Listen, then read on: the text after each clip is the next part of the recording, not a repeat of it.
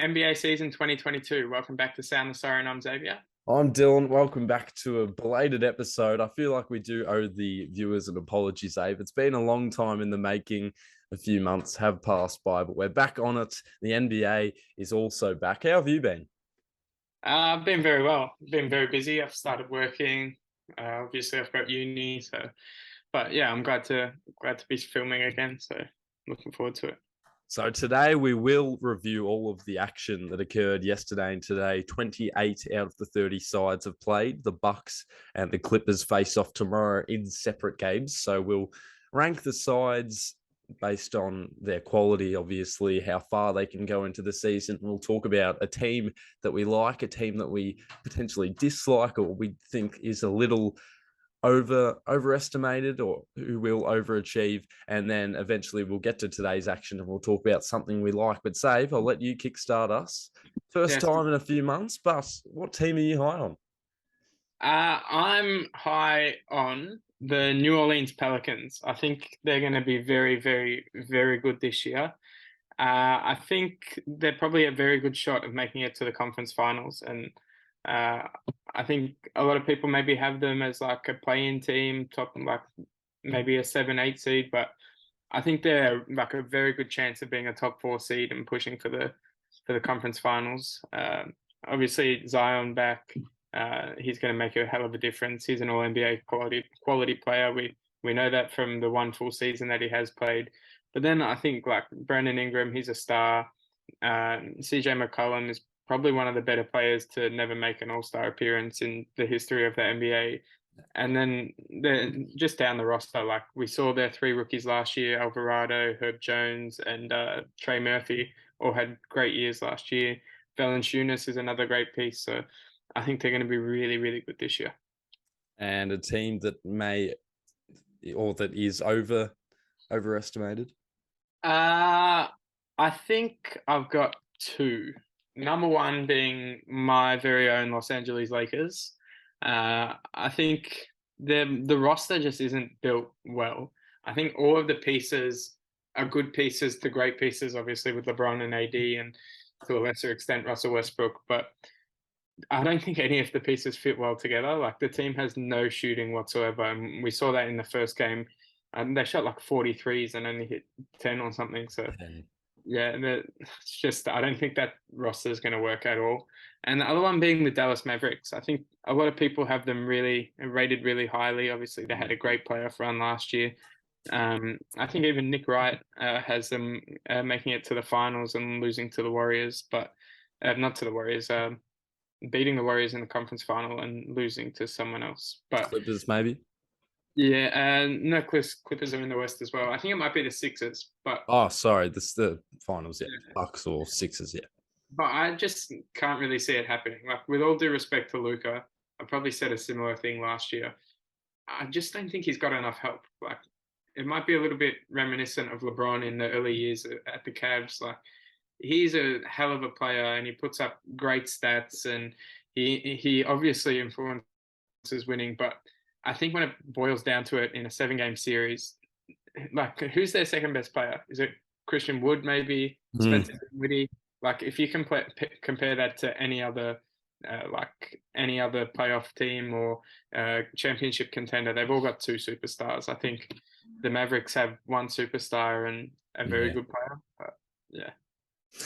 I my teams that I'm expecting big from, and others might not be. I had two teams as well, and from their first games, they've both taken L's. Philly were first up, but Mm-hmm. mainly Denver, who I'm a little dubious on now because they fell to the Jazz today, which was definitely unexpected. But they've got Jamal Murray back, Michael Porter Jr. is healthy. They picked up a couple pieces in Bruce Brown. They did lose Cam Pazzo, although he wasn't really there for much of it last year. But I do like the pickup for the Mavericks of Cam Pazzo. I think he's similar to Alvarado. He's sneaky. He navigates through the paint. And then a team that's I think is a little overrated is the Brooklyn Nets. Mm. Similar to the Lakers, they've got the big three, but then what else do they have? Obviously, Seth Curry, but he's out. TJ Warren's also missing time. A couple of others are missing time.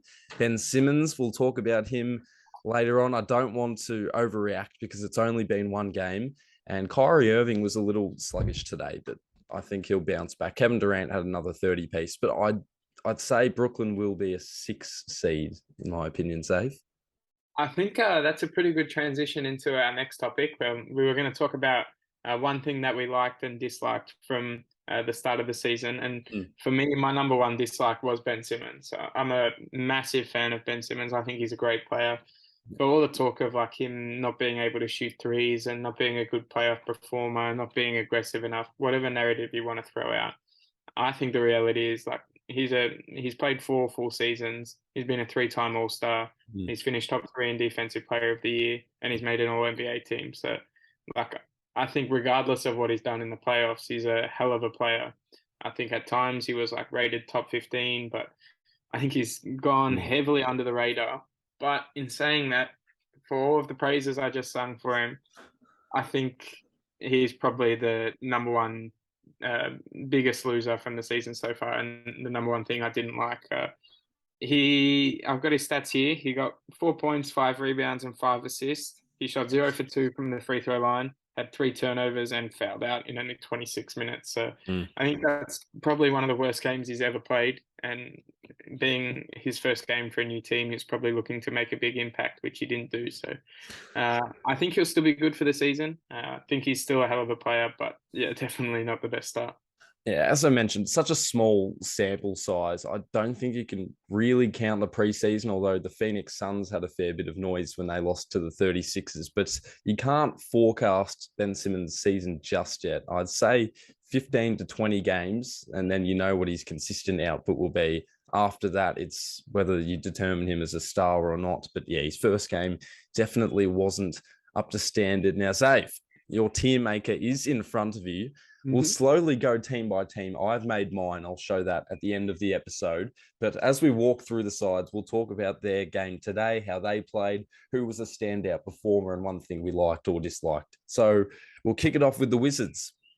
For me, I think the Wizards are probably a middle of the road team. The one thing separating them from obviously the bottom teams that are tanking for Wembanyama is that they do have a superstar, or a star at least, in Bradley Beal, and they have Porzingis as well, who's very good, and they have a couple of other players. Obviously, Kuzma is very solid, and I'm pretty high on Danny Abdiya, but I don't really think they'll be contending for a spot this year. Maybe they could get into the bottom of the playoffs, but the play-in, sorry, but I think they're probably a middle of the road team. I think a lot of people have skipped past the because of the caliber in the East. Their list is actually quite productive today. Yeah. Just looking at it now, Beal had 23, 5 and 6. Porzingis and Kuzma had double doubles, and they did what they needed to do against the Pacers. And off the bench, Will Barton and Gafford combined for 26 points. But I do agree, because of all the talent in the East, I mean, some people have the Bulls as an 8th, 9th seed, and that basically sums it up. Throw them in the middle of the road. Middle of the road. I think the next one is probably one of the more obvious ones. Coming straight off a championship, we know the roster they have. They're super deep. They've had a couple of good off-season moves. I thought. I think Dante DiVincenzo is a really good player that they added, and then obviously their youth as well. Kuminga, Wiseman, and Moses Moody as well. They're all going to get, and Jordan Poole as well. So they're all going to get a lot better, and I think that's going to keep them in championship contention for not only this year, but potentially years to come. It's almost unfair how they've executed their blueprint. In 2019, they were runners-up against Toronto, and then they had the year where Steph broke his wrist, Kevin Durant left, Draymond was with the team playing, but he wasn't doing too much, and they tanked. Well, they didn't necessarily tank, but they didn't have a great record.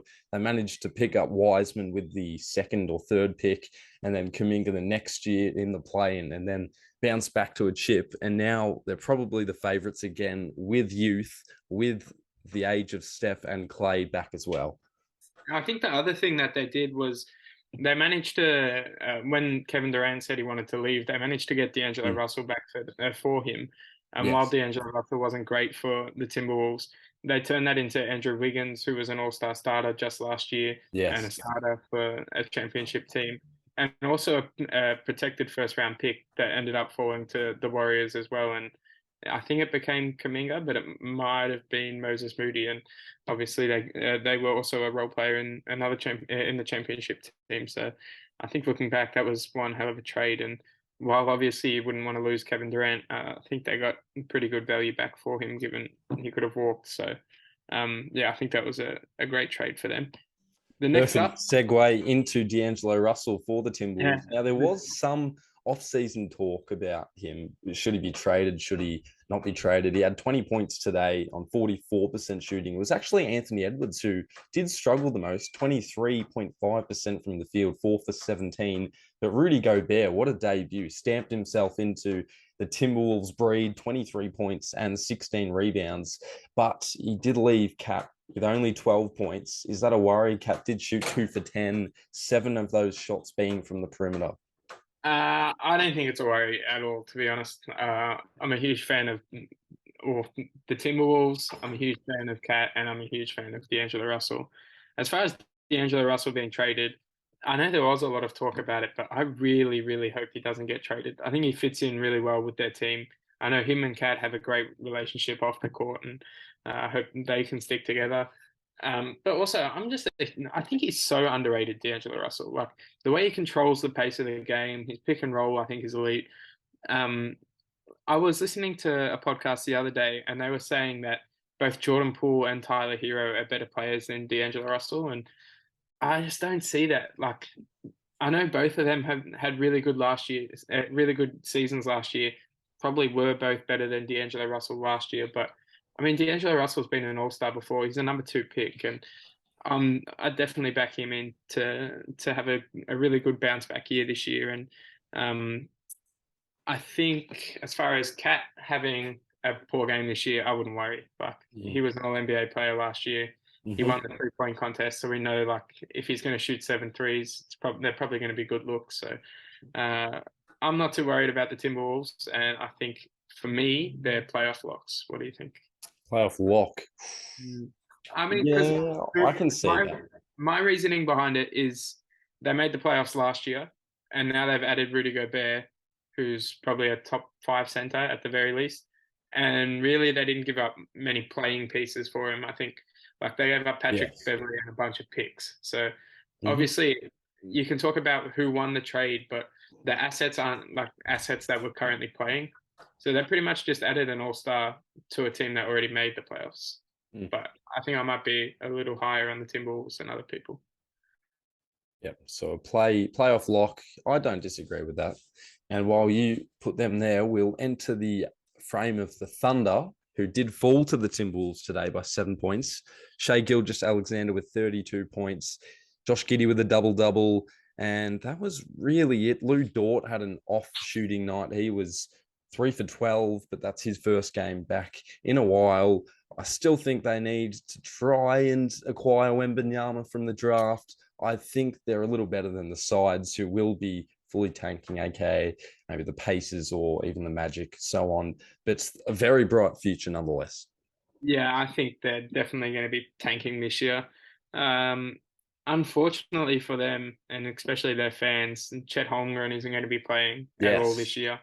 Yes. He looked incredible in the preseason. I think when he gets back, he's going to add like an incredible defensive element to their team, meaning the paint. And obviously, he's like I guess baby Wembanyama. Like he's also 7'3" or whatever he is, and looks like he can shoot threes and play defense. So they're both in a bit of that unicorn mold, and if they can get them both on the same team, that'd be pretty crazy. Now, when you get a moment, watch the Steph Curry reaction to his brother-in-law hitting the game winner for the Phoenix Suns today, Damian Lee, 11 points off the bench, 3 for 5 from 3, and they were all gone in the second quarter, down 22 points, I believe it was, against the Dallas Mavericks as well. And all of a sudden, this storm came from nowhere, and Devin Booker had the leading scoring amount. Chris Paul sat for the last few minutes, and he actually wasn't on the floor while Damian Lee hit the game winner. But the Suns, a bit of a scare in the off season, controversy, not even controversy, but the whole Ayton situation. They were able to tactfully get through that, and now I still see them as a playoff lock and potentially contending. Yeah, obviously everyone had them as a championship contending team last year. after having made the finals. Mhm. But then they left in such disappointing fashion against the Mavericks. And as you said today, the first half looked like it was much of the same, but obviously they bounced back to win. Yes. I don't really see them competing for a championship this year, even though their roster is much the same. They brought back DeAndre Ayton despite his wishes, or what looked like to be his wishes.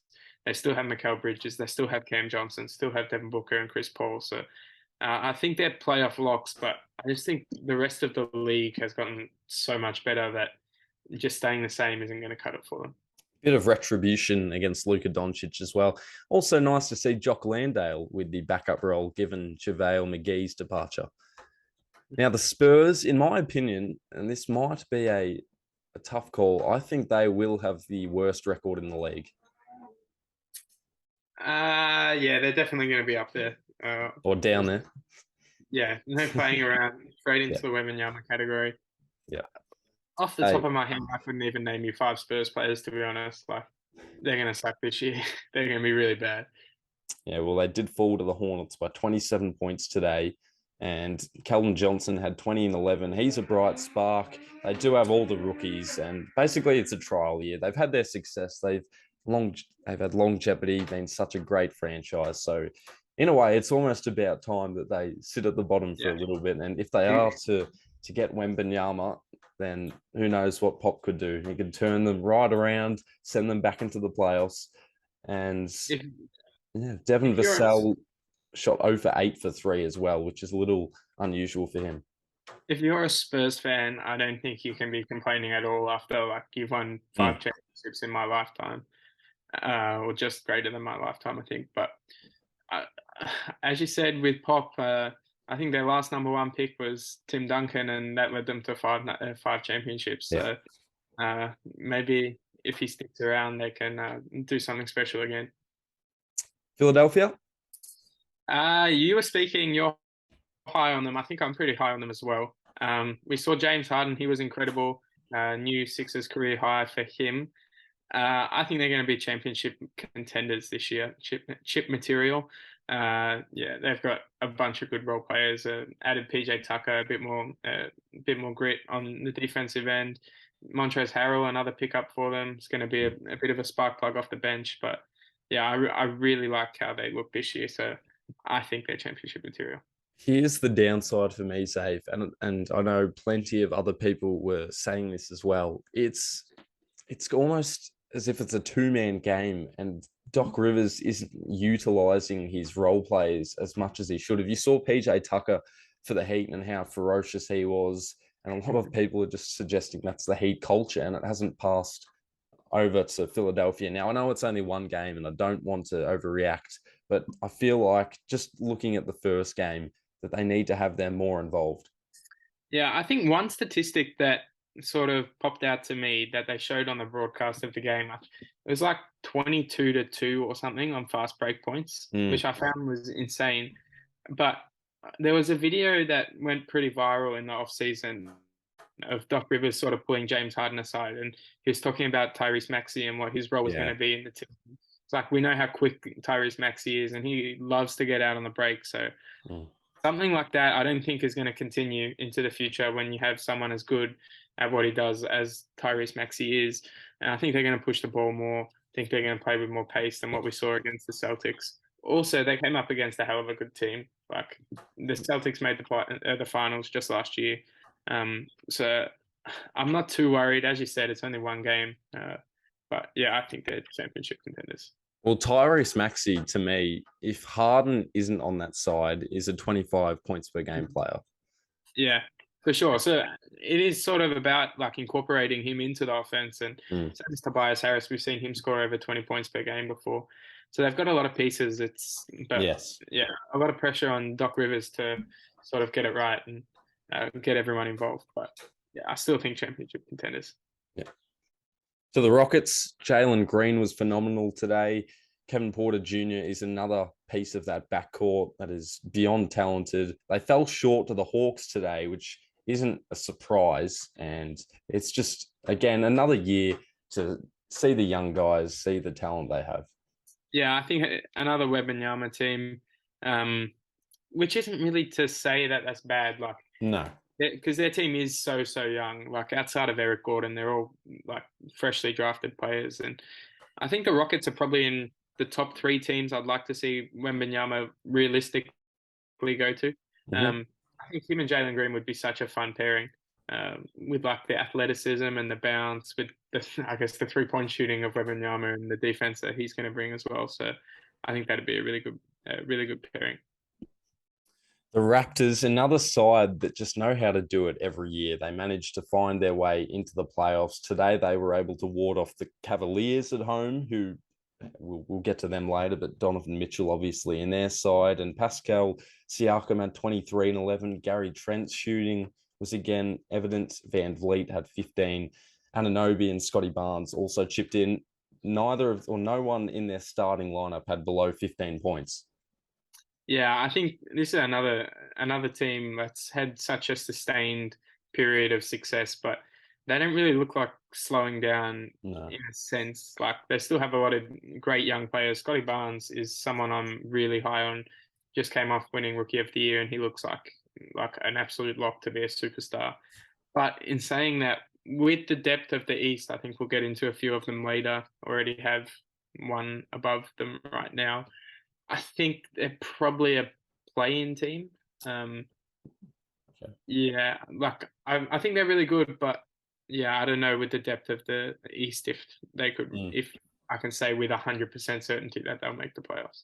Yeah, that's fair. Now, I was able to catch plenty of basketball today, and honestly, one of the more enjoyable sides was the Pistons.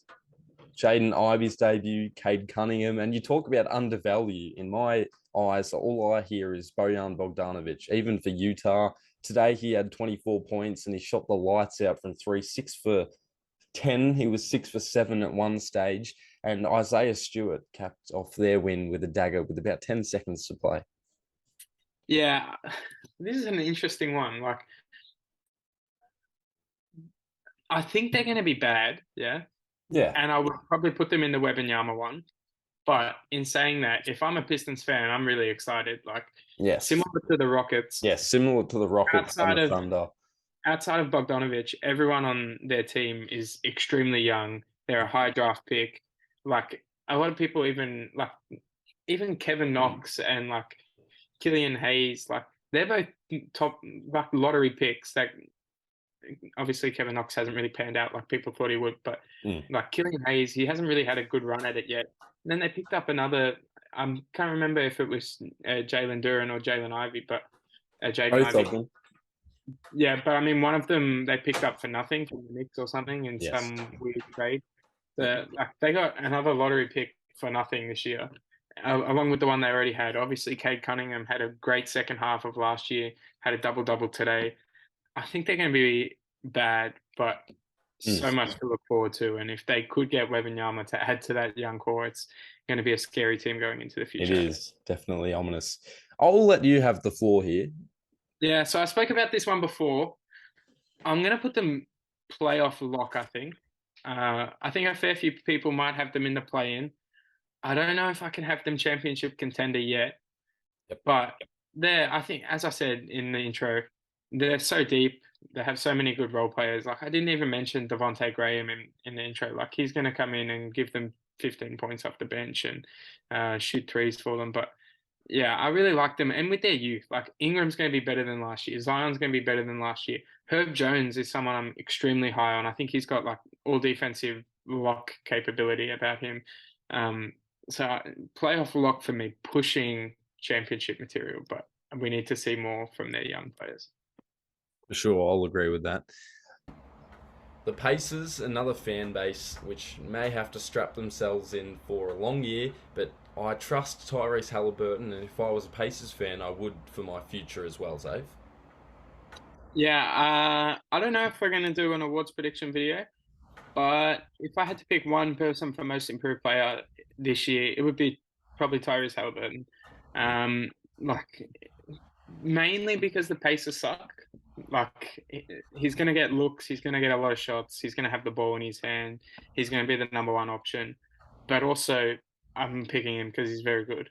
Um, I think it's his third year this year, but he showed a lot of signs last year and a lot of signs in his rookie season as well. And he's going to be an all-star caliber player this year and going into the future. Um, as far as the Pacers, they're not going to be good. Like their team sucks as well. Um, they're definitely going to be towards the bottom of the East, and I think Wembanyama for sure. Now the Nuggets, another side that on paper is quite compelling to watch today. As alluded to before, they lost to the Jazz, and I don't see the Jazz up high on the pedestal. Jamal Murray's first game back, Porter Jr.'s first game back. Jokic was a little sore after being hit. He was fine after it. I still have them as a contender. Yeah, I think they're definitely in one of the top two. We'll put them in contenders. Yeah, obviously they made the playoffs last year without their second and third best players. So if Jamal Murray and Michael Porter Jr. can get back to what they were before their injuries, then yeah, they're definitely going to be championship contenders. Bruce Brown, a handy pickup as well, just quietly. Caldwell Pope today was 0 for 3, and not only did he not make a shot, but 3 shots is quite weird considering they have Jokic on their side to pass. I mean, Jamal Murray does take up a high amount of the shots, but it's a bit of a downfall for him, do you think, that Jamal's back? For who? Sorry, I was For sorry. KCP. Only 3 Uh, shots, and we saw last year Will Barton, Monte Morris, they were having plenty of looks.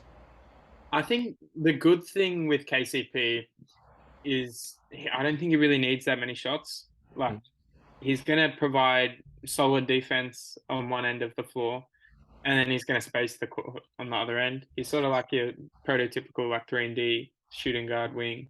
Um, so I think he's going to be a really good spot. He's shown a really good pickup. He's shown in the past with the Lakers, obviously, that he can be like a starting quality player on a championship team, and I think that's just going to be what he brings to the Nuggets. Obviously, Jamal Murray is going to get the bulk of the ball use and most of the ball handling duties, I guess. But yeah, KCP's he's going to be what he is. He's not a superstar, not a star even, but he's a very solid role player, and I think the Nuggets are pretty lucky to have him. All right, Brooklyn. They'll slowly whittle their way into the top 6. I said 6th. They're difficult to predict. Yeah, I think that if out of all the teams, they're probably the most difficult to predict, to be honest. But I think you still have to put them in championship material, in chip material. Really? I because like Kevin Durant is Kevin Durant, like you know who he is if you know that interview, but he's an absolute freak, and so he's going to be a large part of what they do this year. Kyrie Irving is another superstar. Ben Simmons isn't exactly James Harden, but I think he probably fits their team better. Like what he's going to bring to them on the defensive end, he's going to help them pass the ball. But he fits perfectly with them. They still have shooters like Patty Mills and Seth Curry when he comes back are both very, very good pieces that are going to space the court. Royce O'Neal is an incredible pickup for them. The defense he's going to bring is going to be great. And then the other one, TJ Warren, was another pickup they had this season who's going to be a great piece. If he can get healthy, he'll be a great piece on the wing. I just think their list on paper, I know we've said it year after year after year after year, but on paper, they've got probably the most talented roster in the whole league. So I think for that reason alone, they have to be championship material. Mavericks, Christian Wood, he basically justified the Mavericks front office's rationale for picking him up. He had 16 points in a row over a stint in the third quarter. They did fall short. Hell of a comeback by the Suns, but I'm opposite to you. I believe they'll go far. For me, I think they're a play-in team, like a 7-8 seed rather than the 9-10 seed. But wow, okay. I think they'll probably win in the play-in. But like compared to those teams above, the Timberwolves, the Suns, and the Pelicans all probably have 4, maybe 5 players that would be the Mavericks' second best player, in my opinion. Like from Honestly, you answer this question. Is Spencer Dinwiddie their second best player, or who do you think? Christian Wood, maybe. Christian Wood. So, do you think Christian Wood's better than Brandon Ingram? I don't necessarily, but he is a perfect fit for the Mavericks and what their needs are. Yeah, but just for as a player, yeah, Hmm. just one. You're starting a franchise. Who would you rather? Yeah, Hmm. Christian Wood or Brandon Ingram? Well, again, depending on the position, but you'd take Brandon Ingram. And Zion or Brandon Ingram? Zion or Christian Wood? Like, So, and CJ McCollum or Christian Wood? well, if I already had Ingram and Zion, actually no, But just you'd as a take CJ. player though, like, You'd take CJ, but like, here's the thing about all this on paper. This is what frustrates me about the Lakers, who we're nearly at. And I'll speak more about this. On paper, they're such a great side. But I won't spoil anything yet because I've got a fair bit to say about the Lakers. But the Mavericks, for you, are playing side. yeah, like just because on paper they don't have much at all. Like I know Luca is a superstar, and I'm very very high on Luca. I picked him to win the MVP the last 2 years, and we know he's a star. We know he can win not only games but playoff series just by himself, pretty much. But Mm. like, I just I don't think they've got enough to really guarantee themselves that top five seed. But you can put them in playoff lock or play in. It's up to you. It's your list because I've made mine. I'll show mine at the end. I'll put them in play in then. All right, the Magic, nearly at the Lakers. The Magic today lost by 4 points to the Pistons. Jalen Suggs, he shot the lights out. Also, Banchero, he was the first player to have over 25, 5 and 5 since LeBron, I believe.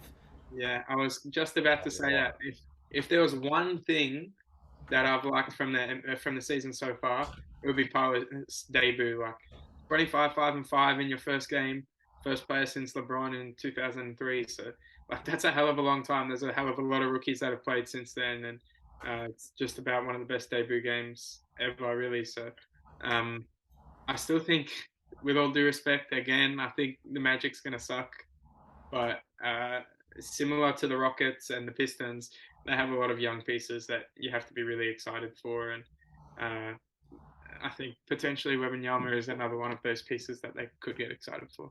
Honestly, it's a flawless result for the Magic. They lose. They're probably behind the scenes thinking Wembanyama and Banchero has 29 points. Suggs plays his part. Even Wendell Carter played well.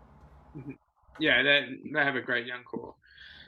Now my Los Angeles Lakers, I think you're probably pretty low on them, and so am I. I think I spoke about it on in the intro. They just don't have any shooting at all. Like we played Matt Ryan 15 minutes in like Matt Ryan was signed 2 weeks ago. We played him 15 minutes in the first game because we're just that desperate for shooting. And Um, in your fairness, Schroeder's out, Thomas Bryant's out. Now I know they aren't really classified as shooters, but they're pieces that will definitely play a role if you are to contend. yeah, like I think if the Lakers pulled the trigger on the Westbrook for Buddy Hield and Miles Turner trade, Mm. I would honestly I would put them in the playoff lock category. Maybe I'm a bit high on them, but just like I don't like that's not even to say that that's a good trade, like because Westbrook is still, in my opinion, a very good player, but he just doesn't fit with the roster at all. Like I know we sort of spoke about this with the Pelicans Mavericks debate, but their roster on paper is just so bad. Like if you replace, uh, we just need shooting. Like, The that's Lakers all I can say. Like I was what I was mentioning before. I was going to say the complete opposite. In my opinion, the Lakers roster on paper is one of the better rosters in the competition. Now, here's the thing: not only is Russell Westbrook engulfed by criticism in the offseason, but you don't have the shooters.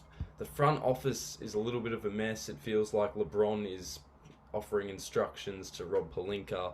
But on paper, if you see a side with LeBron, Russell Westbrook, Anthony Davis, and then your fourth, fifth stringers are Dennis Schroeder, even Patrick Troy Beverly, Brown is your eighth, ninth player. You're going to think this side cannot be lower than a 3 seed, but they just don't mesh. They don't gel. The chemistry doesn't seem to be there. Patrick Beverley didn't have the greatest debut, but even him as a fourth player, he was brilliant for the Timberwolves last year. It just feels like anyone who falls to the Lakers suddenly has this curse, and anyone who gravitates away from them, such as Kuzma or Randall, it feels like they're impressive. So I don't know what's going on, but it just frustrates me because I know the talent of your roster, and I said it to you last night.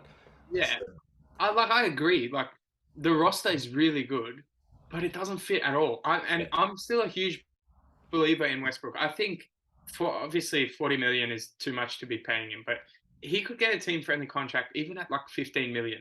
If he's playing for a team that has a lot of spacing, he can still do a lot of things that I think could contribute to a team winning games and potentially winning a championship. But Hmm. the spot for him to do that can't be at the Lakers. Yeah. Like then, as if you looked at last year and you added everyone's 3-point percentages and Ham obviously took into volume into account as well, they're the single worst 3-point shooting team in the whole league. And like it's not even really close. The best shooter from a career percentage on the team is Patrick Beverley, and he's not really known as a shooter. Kendrick Nunn is the other one that Kendrick Nunn, yeah. previously has shot the ball at an okay clip. I think he shot 36% when last healthy, but Too like many guards. They're all great players, but just too many guards. Lonnie Walker is a great player, can't shoot. Russell Westbrook, very good, can't shoot. LeBron, very good, average shooter at best. Anthony Davis shot so poorly last year and shot poorly again in the opening game. Obviously, he's a great player, but can't really shoot. Damian Jones, not a shooter, but he's going to be in the rotation at times. Then like just player after player after player is good, but no one can shoot. So for me, LeBron and Anthony Davis alone are enough to get them into the play-in. But without any shooting, I can't see them doing anything really. We'll move on because we don't want the episode to cover all and everything about the Lakers. We could have our own episode on the Lakers and even the Nets. But the final thing I will say is I do think it's a little unfair to pinpoint the contract, even with, for example, the Miami Heat, Duncan Robinson, because at the time of the contract being offered and signed, they were playing at that level. Russell Westbrook at Washington was putting up 20 points, 20 rebounds, and 15 assists. Yeah, for sure. Like he's in hindsight, sure, you shouldn't have offered him that, but at the time, that's a great deal. Trading away Kuzma, KCP, and there was one other. That's a great deal, but we wouldn't have thought that this is how it would end up. Yeah, I still think even Russell Westbrook could work with Anthony Davis and LeBron. I think, but then the pieces you need around those three all have to be shooters, all of them, because the three of them aren't great shooters, and they all need to get into the paint for them to succeed. But they don't have anyone around them. So anyway, I'll stop carrying on. And all championship teams have their role players, their shooters that they need. So, on to the Knicks. Now, today they were very gallant. They were down 20 points. Julius Randle played exceptional. Jalen Brunson showed out. RJ Barrett had a rough day at the office. They nearly beat the Grizzlies, and in my opinion, the Grizzlies are probably the second to third seed in the West. So, I'd still have the Knicks around a play-in spot, but bright signs. Yeah, I think the Knicks are like a middle of the road quality team, but they don't really have like anything to play for. Like obviously, I don't think they're going to make the playoffs regardless of how well they play. You don't. Which means if you're sort of pardon? You don't think they'll make the playoffs this year? No, I don't think so, especially not in the East with so many good teams. But like when you're in the middle of the road, they have a bunch of young players, so they're going in one direction. The Wizards sort of have like they still have Beal and Porzingis like signed to long-term deals, so they kind of have to win games. Whereas the Knicks, I feel like really like if they wanted to be, they could tank and no one would really look at them sideways. But I think their roster alone is good enough for me to put them in the middle of the road. But they'll probably end up tanking anyway, depending on how good Wembanyama is viewed, obviously by their organization. Again, a couple of questions before we move on because we've still got about 12 sides to go through. But is Jalen Brunson, is that contract overpaid? Is he just right? How much was it? Do you have it in front of you? I believe it was 100 million. Yeah, I think there was a lot of talk about it, obviously, and at the time I thought maybe it was like a huge they overpaid him by a lot, but 104 for 4 years. just in the last or since he signed that contract, we've seen Anthony Simons obviously with the Blazers signed a similar deal. Jordan Poole Oh, got yeah. a lot of money as well. So I think if the Knicks sort of rate him in the same quality as those other two that I just mentioned, then maybe it's not such a bad deal. Probably was a little bit of an overpay, but I mean, you have to, I guess, to get the players you want to get. But yeah, it is what it is. We'll see how he plays. And finally, I noticed Svi Mikhailuk is inactive on the Knicks list. He could be handy for the Lakers. Potentially, if he can shoot, yeah, which he can. But a little reunion for Svi and the Lakers. Just anyone that can shoot can come to the Lakers. I don't really care. All right, the Kings. De'Aaron Fox today, as I pull up the box score, 33, 7 and 7. Kevin Herter had 23 points on 6 for 9 shooting from downtown. They started KZ Okpala, which I don't mind. They're in a bit of a peculiar position. They haven't made the playoffs since 2006. Mike Brown as a coach, I am a massive fan of.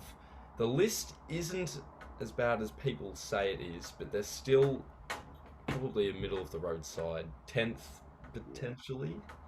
I think playing middle of the road sort of spot for the Kings.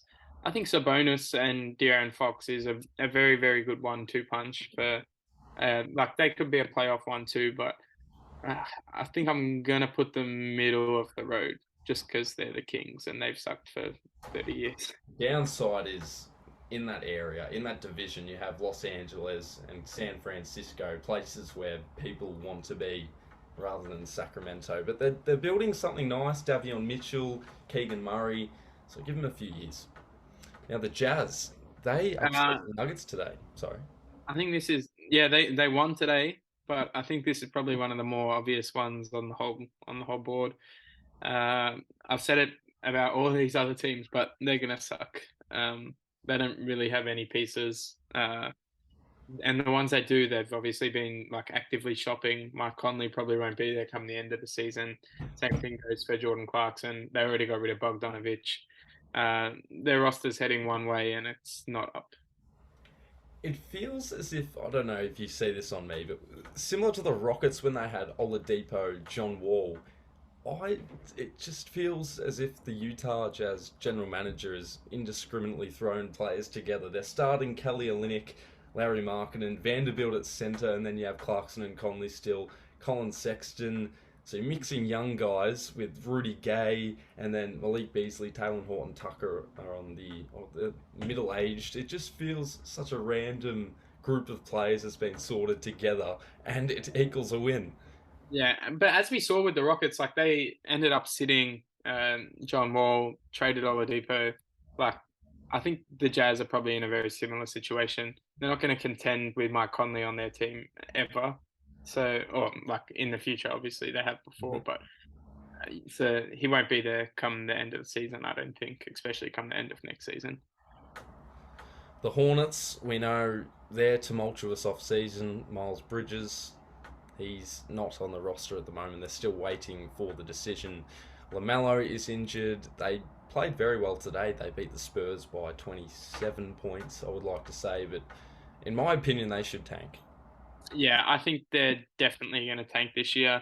As you said, their two best players from last year, their all-star and their leading points per game scorer, are both going to miss the start of the season. Miles Bridges may not come back to the Hornets at all. And they were looking at basketball at all.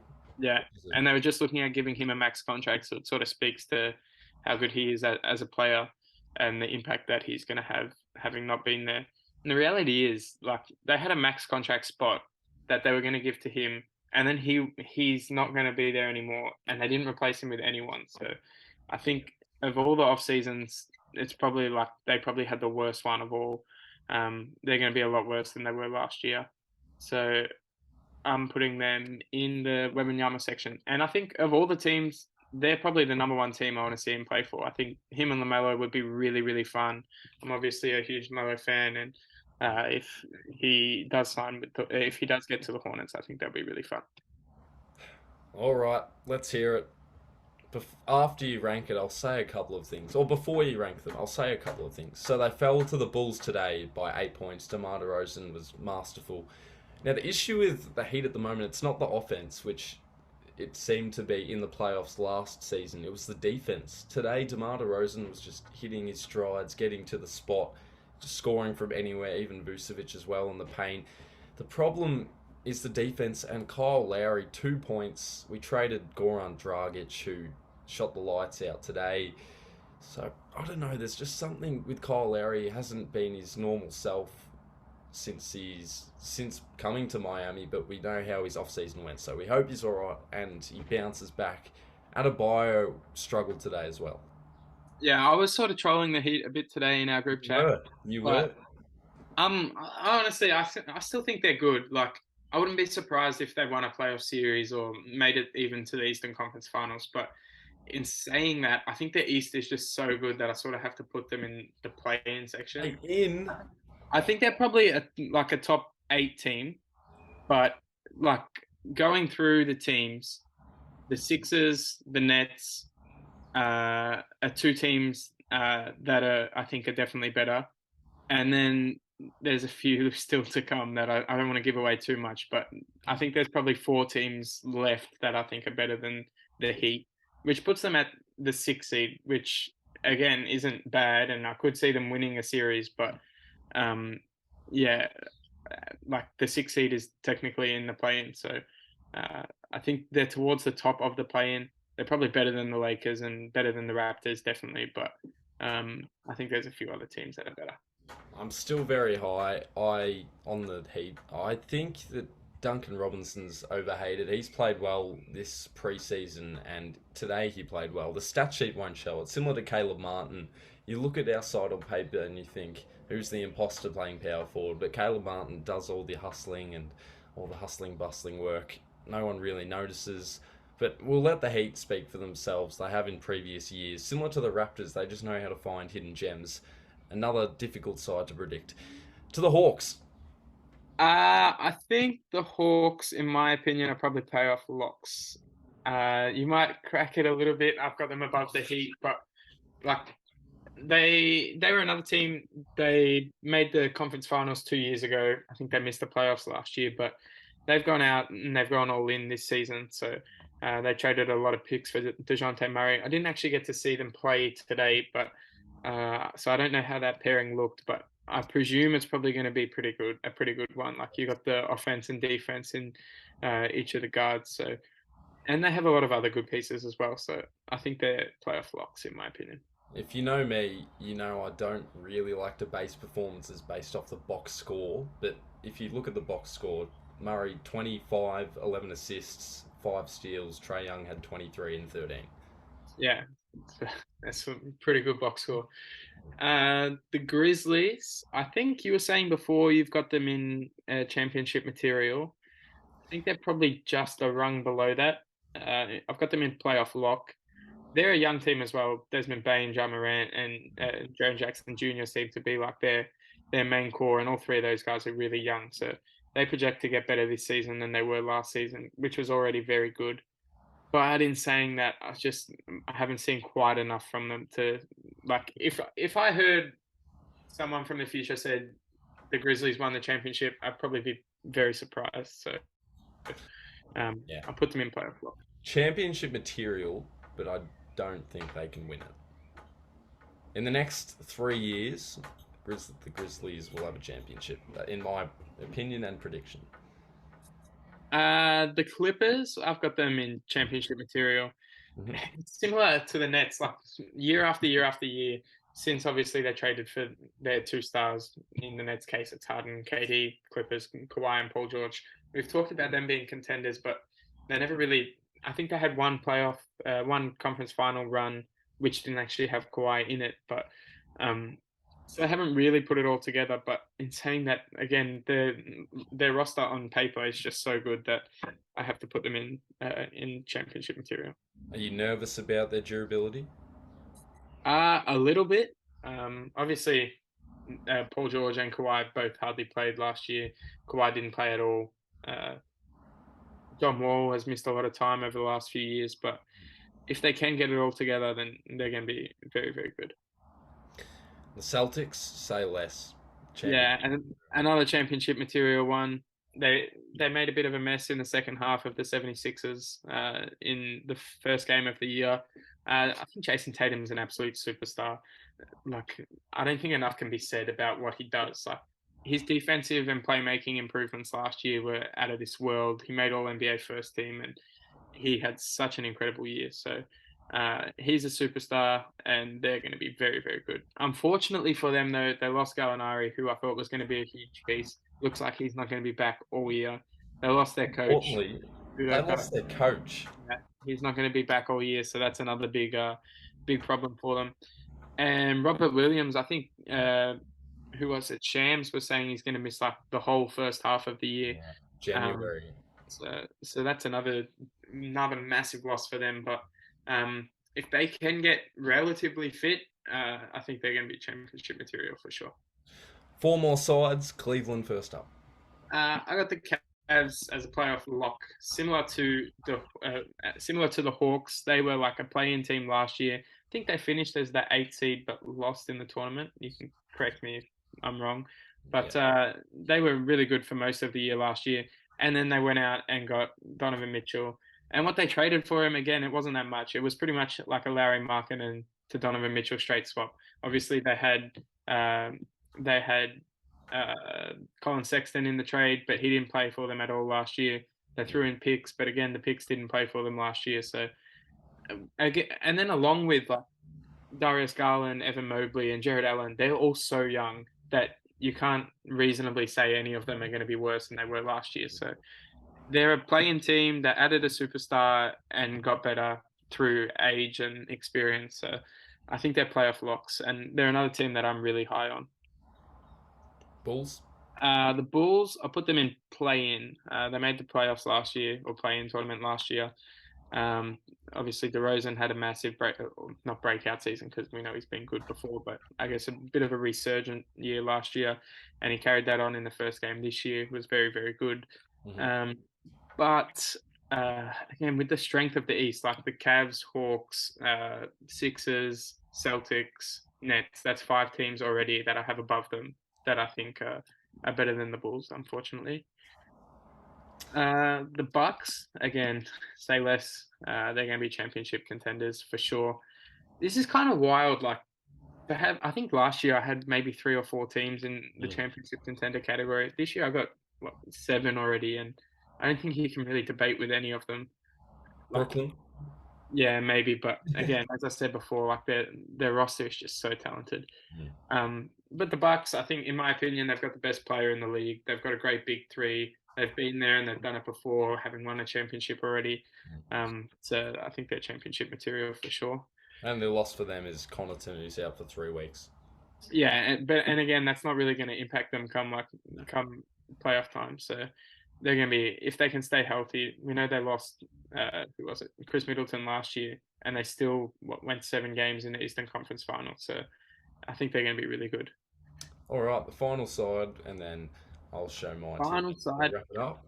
I think similar to the Knicks, they're a team that really isn't good enough to make any real progress. I don't think they're going to make the play-in.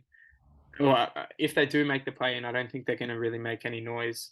But in saying that, they have Damian Lillard, and they have a bunch of players that are already contracted, so they don't really have any real reason to tank, which is similar to what I was saying about the Kings and the Knicks and the Wizards. Obviously, they all have contracted players. They're not that youthful team.